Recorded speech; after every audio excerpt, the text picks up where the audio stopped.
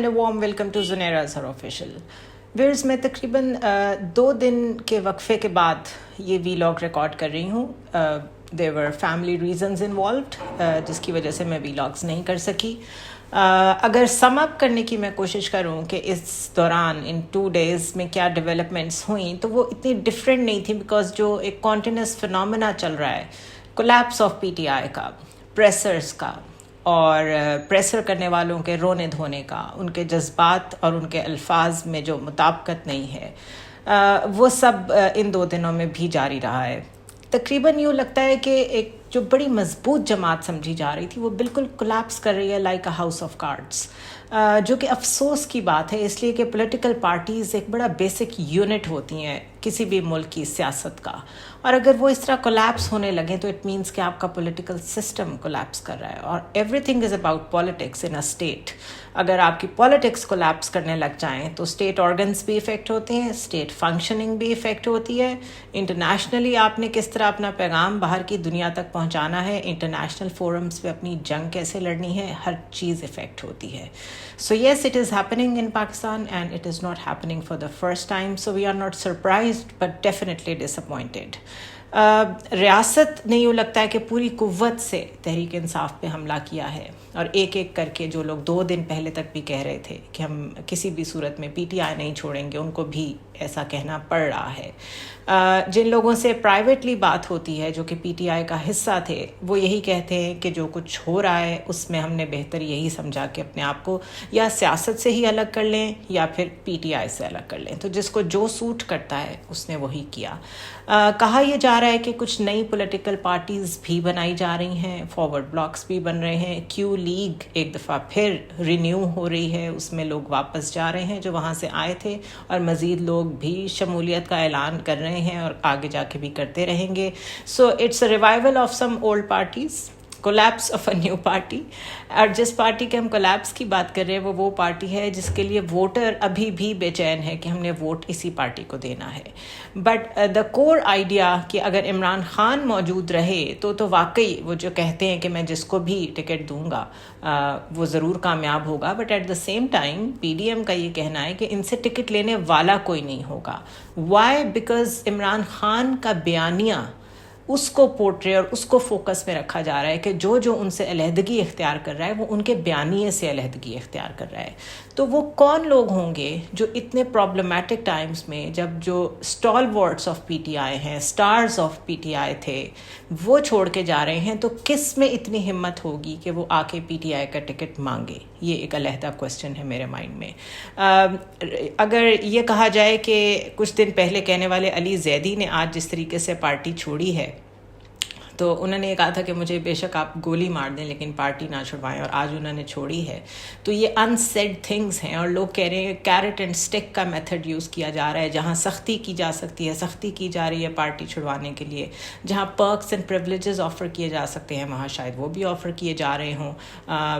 काफ़ी ऐसे लोग हैं जिनके बारे में पहले कहा जाता था कि इनको कोई टिकट नहीं देगा, यानी कि डिफेक्टर्स, जिन्होंने बड़ा रोल प्ले किया था वोट ऑफ नो कॉन्फिडेंस में, डिच किया था पीटीआई को उनकी हुकूमत गिराने में, उनको अब नून लीग के टिकट्स मिलना शुरू हो गए हैं. तो definitely it's the pay back time. उनको चीज़ें अब रिवॉर्ड का टाइम है, उनको मिलना शुरू हो गई हैं. हालांकि कुछ दिन पहले जो हमारे अपोजिशन के लीडर हैं वो कह रहे थे कि हमें तो अब ये लोग पहचानते भी नहीं हैं. मैं वैसे कह नहीं सकती जिस तरह वो कह रहे थे, लेकिन उनका कहना यही था कि ये लोग हमें पहचानते नहीं हैं, हालांकि हमने की रोल प्ले किया था चेंज ऑफ द गवर्नमेंट में. तो राजा रियाज की मैं बात कर रही हूँ, उनको भी सुना है कि नून लीग से टिकट मिल रहा है. इसके अलावा जिन लोगों ने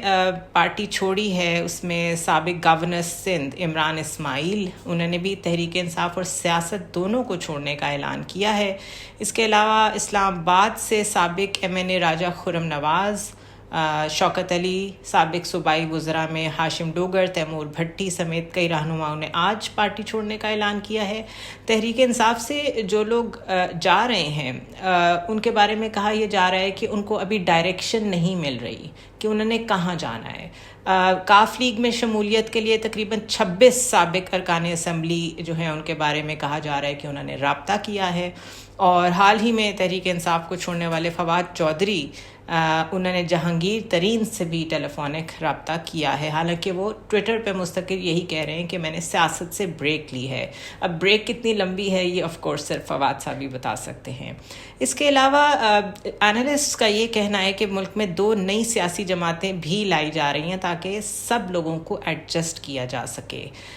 جو رہنما پارٹی نہیں چھوڑ رہے ان کے خلاف سخت ایکشن لیا جا رہا ہے اور ان پہ دباؤ برقرار ہے۔ اور اس کے علاوہ خبریں یہ کہہ رہی ہیں کہ تحریک انصاف کے اوپر آنے والا وقت اس لیے بھی بہت تنگ ہوگا کہ وہ مالی بحران کا بھی شکار ہو گئے ہیں۔ ان کے جو ملازمین ہیں ان کی تنخواہیں بند ہو گئی ہیں، چیکس باؤنس ہو گئے ہیں،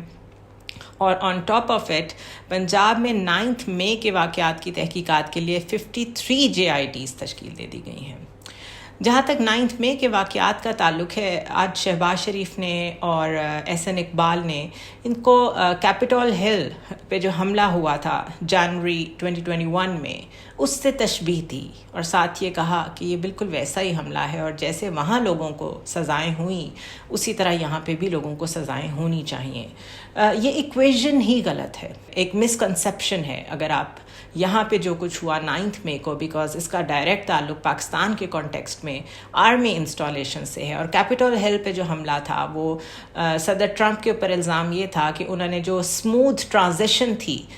ٹو دا پریزیڈنٹ بائیڈن اس میں رکاوٹ ڈالنے کے لیے کیپٹول ہل پہ حملہ کروایا، اور ان کے فالوورز نے وہاں پر جو توڑ پھوڑ کی، اس کے نتیجے میں جو کمیٹی بنی تھی جس نے انویسٹیگیٹ کیا تھا، اور تقریباً 198 لوگوں کو سزائیں ہوئی تھیں، ڈسٹرکٹ کورٹس میں ان کے اوپر کیسز چلے تھے، اور جو کمیٹی بنی تھی اس میں ڈیموکریٹک پارٹی کے لوگ بھی شامل تھے اور ریپبلکن پارٹی کے لوگ بھی شامل تھے، یعنی کہ حزب اختلاف اور حزب اقتدار دونوں طرف سے ایک میوچلی ایگریڈ پارٹی بنائی گئی، اور ان سب نے مل کے اس معاملے کو لاجیکل اینڈ تک پہنچایا۔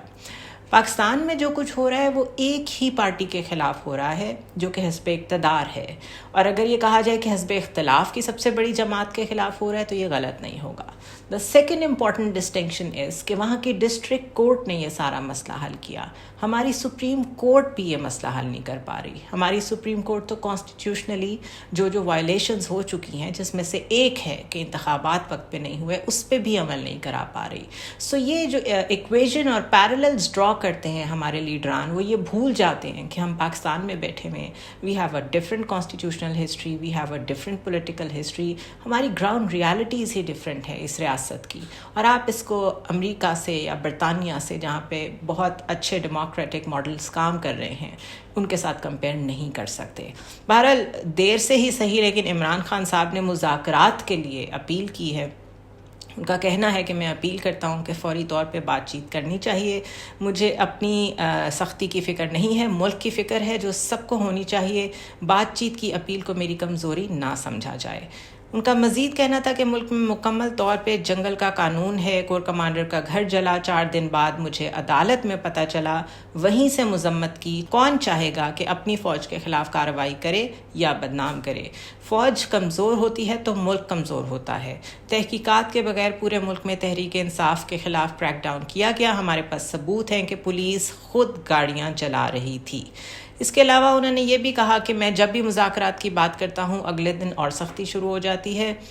میں اپیل کرتا ہوں کہ فوری طور پر بات چیت کرنی چاہیے، مجھے اپنی سختی کی بالکل فکر نہیں ہے، لیکن لوگوں کی بہت فکر ہے، اپنے کارکنوں کی بہت فکر ہے۔ قوم اور کارکنوں کو کہتا ہوں کہ صبر کریں، کوئی فکر نہ کریں، تحریک انصاف ختم نہیں ہو رہی۔ دا پرابلم ہے اس کے جو بات اس وقت کر رہے ہیں عمران خان، یہ بات اگر پہلے کر لیتے، اور اس سے پہلے جو کئی ڈیسیجنز لیے جس میں انہوں نے صرف اپنے فیصلے کو ٹھونسا باقی لوگوں پہ، جب سب لوگ سمجھا رہے تھے اور اندرونی طور پہ کہہ رہے تھے کہ نہ تو پنجاب اور کے پی کی اسمبلیز ڈیزالو کرنا کسی بھی طرح سرو کرتا ہے پی ٹی آئی کو، اور even at the time of vote of no confidence بھی کئی لوگوں نے ان کو کہا تھا کہ آپ اسمبلی میں بیٹھیں، اپوزیشن میں بیٹھیں۔ اگر اس وقت آپ 1 منٹ کے لیے یہ کنسیو کریں کہ اتنی اسٹرانگ اپوزیشن جس کے ساتھ اس وقت لوگ بھی کھڑے تھے, لوگ بھی باہر نکلے تھے کہ غلط طریقے سے حکومت گرائی گئی ہے عمران خان کی. اگر یہ اسمبلیز میں بیٹھ جاتے تو اتنی اسٹرانگ اپوزیشن شاید پاکستان کی ہسٹری میں کوئی نہ ہوتی.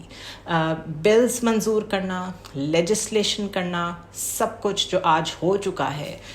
جتنے بھی کانٹروورشل بلز پاس ہوئے ہیں وہ نہ ہو پاتے. ایک ڈیڈ لاک کریٹ ہوتا, اس ڈیڈ لاک کے ذریعے سے پھر بات چیت پہ آمادہ ہوتے اپوزیشن والے بھی, گورنمنٹ والے بھی, اور کوئی وے تھرو نکلتا, کیونکہ پنجاب میں بھی ان کی گورنمنٹ ہوتی, کے پی میں بھی ان کی گورنمنٹ ہوتی. بٹ عمران خان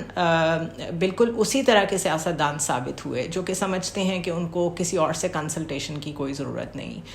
بہت سارے پولیٹیشینز ایسے تھے ان کی پارٹی میں, سینئر وزراء ایسے تھے جو انہیں سمجھاتے رہے کہ اس سے ایوائڈ کریں, ہمیں کم از کم سسٹم کا حصہ رہ کے سسٹم کو فائٹ کرنا چاہیے, لیکن انہوں نے ایسا نہیں کیا. اور اس کا نتیجہ آج یہ ہے کہ آج وہ کہہ رہے ہیں from a position of weakness کہ مذاکرات کر لیں, تو وہ مذاکرات یقیناً نہیں ہو پائیں گے. یاد رکھیے نیگوسیشنز اور کسی بھی طرح کی ڈیمانڈز جب آپ پوزیشن آف اسٹرینتھ سے کرتے ہیں, جیسے طالبان نے جب ایک جنگ جیت لی تھی اور اس کے بعد دوحہ کے مذاکرات پہ ایگری کیے تھے تو ان کی وہاں ساری ٹرمز مانی گئی تھیں. لیکن جب آپ ایک پوزیشن آف اسٹرینتھ پہ نہیں ہوتے, کوئی اور اس پوزیشن پہ بیٹھا ہوتا ہے, تو پھر آپ جو مرضی لچک دکھا لیں وہ عام طور پہ کامیاب نہیں ہوتی. بہرحال this is very tough time for Imran Khan. ایک تو انہیں اپنے آپ کو بھی ریلیونٹ رکھنا ہے, خود اپنی ذات کو, اپنی پارٹی کو بھی کنٹین کرنا ہے, جو لوگ جا رہے ہیں ان کی ریپلیسمنٹس بھی ڈھونڈنی ہیں, آنے والے الیکشنز کی اسٹریٹجی بھی بنانی ہے. اس چیز کے لیے شاید وہ ذہنی طور پہ تیار ہیں کہ اگر انہیں نااہل کیا جاتا ہے تو کون پارٹی کو لیڈ کرے گا, کیونکہ آج انہوں نے ایک کوشچن کے جواب میں صحافیوں سے بات کرتے ہوئے یہ کہا کہ اگر مجھے نااہل کیا گیا تو شاہ محمود قریشی اس پارٹی کو لیڈ کریں گے. تو یہ جو انہوں نے اتنا اپنے پولیٹیکل کیریئر کا نقصان کیا ہے, شاید یہ نہ ہوتا ہے اور اس کو روکا جا سکتا تھا. ہم کورٹس کی بات کر رہے تھے تو آڈیو لیکس سے متعلق جو کمیشن بنا تھا اس کی کارروائی آج روک دی گئی, اور وہ کارروائی اس لیے روکی کیونکہ سپریم کورٹ نے اس بینچ کو کالعدم قرار دے دیا. 3 رکنی کمیشن کو اپنا کام روکنا پڑا, اور قاضی فائز عیسیٰ نے ریمارکس دیا کہ اٹارنی جنرل صاحب ہم معذرت خواہ ہیں, سپریم کورٹ کا جوڈیشل آرڈر ہے, اس لیے ہم مزید کام جاری نہیں رکھ سکتے. چیف جسٹس احتساب سے بچنے کے لیے اپنے عہدے کا استعمال کر رہے ہیں. اس نیوز پہ تجزیہ میں کچھ یوں کروں گی کہ عمر عطا بندیال صاحب کیونکہ اس کیس میں ڈائریکٹ ہٹ ہوتے تھے, یہ جو آڈیوز تھیں یہ ڈائریکٹلی افیکٹ کرتی تھیں چیف جسٹس کو, تو اس کے اوپر تو بہت جلدی ان کا ریاکشن اور بہت ہی ایک کنسالیڈیٹڈ ریاکشن سامنے آیا, اپنی پاورز کو ایکسرسائز کیا اور اسٹرائک ڈاؤن کیا اس بینچ کو اور اس کمیشن کو. اور یہ ہو جانا تھا, ایون آئی ایم شیور قاضی فائز عیسیٰ کو بھی یہ بات معلوم تھی, لیکن یہ گورنمنٹ کی ایک اٹیمپٹ تھی, one of the ways to influence Umar Ata Bandial chief justice. لیکن انہوں نے کوشش ضرور کی اور اس کو اسٹرائک ڈاؤن کیا سپریم کورٹ نے. یہی معاملہ جب ملک کے آئین پہ اپلائی ہوتا ہے, بالکل یہی پاورز اس کے لیے بھی موجود ہیں چیف جسٹس کے پاس, اس کے لیے وہ اسے استعمال نہیں کر رہے. یہ بالکل ویسی بات ہے کہ قاضی فائز عیسیٰ کی جب جائیداد کی ساری تفصیلات مانگی جا رہی تھیں, منی ٹریل مانگی جا رہی تھی, ان پہ کیس بنا ہوا تھا, ان کی اہلیہ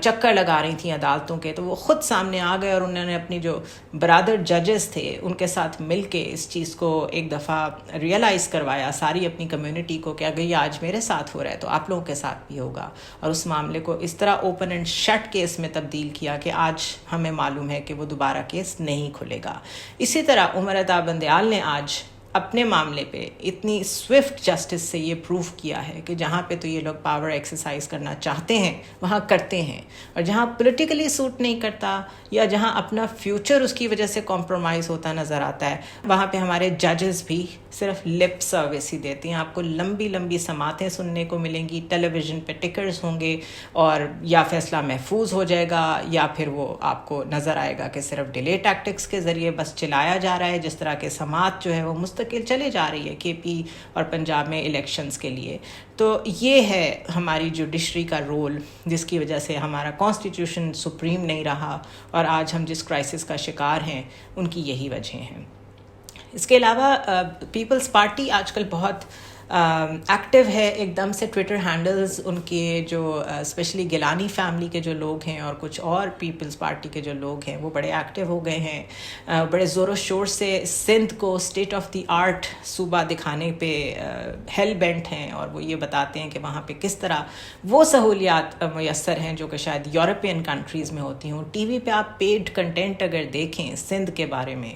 تو آپ کو لگتا ہے کہ وہاں تو دودھ اور شہد کی نہریں بہہ رہی ہیں, حالانکہ وہاں پر بجلی موجود ہی نہیں ہے سرے سے, سڑکوں کا کوئی حال ہی نہیں ہے, پینے کا پانی نہیں ہے. خود شاید بلاول ہاؤس میں بھی ٹینکر آتا ہو پانی سپلائی کرنے کے لیے, کیونکہ سپلائی لائن تو کوئی نہیں ہے. اور آن ٹاپ آف اٹ جو وزیر تعلیم ہیں سندھ کے سید سردار شاہ, ان کا کہنا ہے کہ 5th کلاس کے بعد 5ویں جماعت کے بعد بچوں کے پاس تعلیم کے لیے وسائل نہیں ہیں. انہوں نے کہا کہ بچوں کی اکثریت 5ویں جماعت کے بعد تعلیم کا سلسلہ بند کر دیتی ہے, کیونکہ سندھ میں 5ویں جماعت کے بعد بچوں کے پاس آگے کی تعلیم حاصل کرنے کے وسائل ہی نہیں ہیں. وہ کراچی میں میڈیا سے بات کر رہے تھے اور انہوں نے کہا کہ پرائمری کے بعد تعلیمی سلسلہ جو رک جاتا ہے اس کی بڑی وجہ یہ ہے کہ 6ٹھی جماعت میں داخلہ لینے کے لیے اسکول ہی نہیں ہیں. انہوں نے کہا کہ جو نجی اسکول ہیں, جو پرائیویٹ اسکولز ہیں, اس میں فیوریٹزم ہوتا ہے, اور میں نے کئی اجلاس کیے ہیں کہ قانون کے مطابق کم از کم 10% غریب بچوں کو تو ان اسکولز میں آپ پڑھنے دیں, لیکن اس پہ بھی عمل درآمد نہیں کیا جاتا. اور آج ہی کی ایک ٹویٹ ہے علی موسیٰ گیلانی کی کہ ہم چاہتے ہیں پنجاب میں ہماری حکومت ہو تاکہ جیسے ہاسپٹلز اور سکولز ہم نے سندھ میں بنائے ہیں ہم ویسے پنجاب میں بھی بنا سکیں, اور وہ اس کو state of the art facility کہہ رہے تھے. تو اگر یہ اسٹیٹ آف دی آرٹ ہے پیپلز پارٹی کا, تو ایسے اسٹیٹ آف دی آرٹ سے تو اللہ تعالیٰ سندھ کو بھی بچائے, پنجاب کو بھی بچائے, کے پی کو بھی بچائے, پاکستان کو بچائے. اور میڈیا پہ ایسی خبریں آپ کو سننے کو نہیں ملیں گی, ان کے اوپر کوئی ڈسکشن نہیں آپ کو کرنے کو ملے گی. پالیٹکس میں کون کہاں جا رہا ہے کہاں آ رہا ہے, بلاول صاحب کے انٹرویوز, زرداری صاحب کی سیاست کی تعریفیں, یہ سب کچھ آپ کو سننے کو ملے گا. اور بیسک ریزنز اگر یہ ہیں کہ اتنا ناقص ترین تعلیمی نظام ایک ایسے صوبے میں ہے جہاں پہ 15 سال سے بھٹو کی لیگیسی حکومت کر رہی ہے, اور خود بھٹو فیملی تو باہر سے جا کے پڑھ کے آتی ہے, لیکن وہاں کے بچوں کو 5ویں جماعت سے آگے کی تعلیم میسر نہیں ہے. تو اس سے آپ اندازہ کر لیں کہ اگر یہ سوچا جا چکا ہے کہ ہمارے اگلے وزیر اعظم بلاول بھٹو ہوں گے تو پاکستان کا مستقبل کیا ہوگا. I'll see you tomorrow.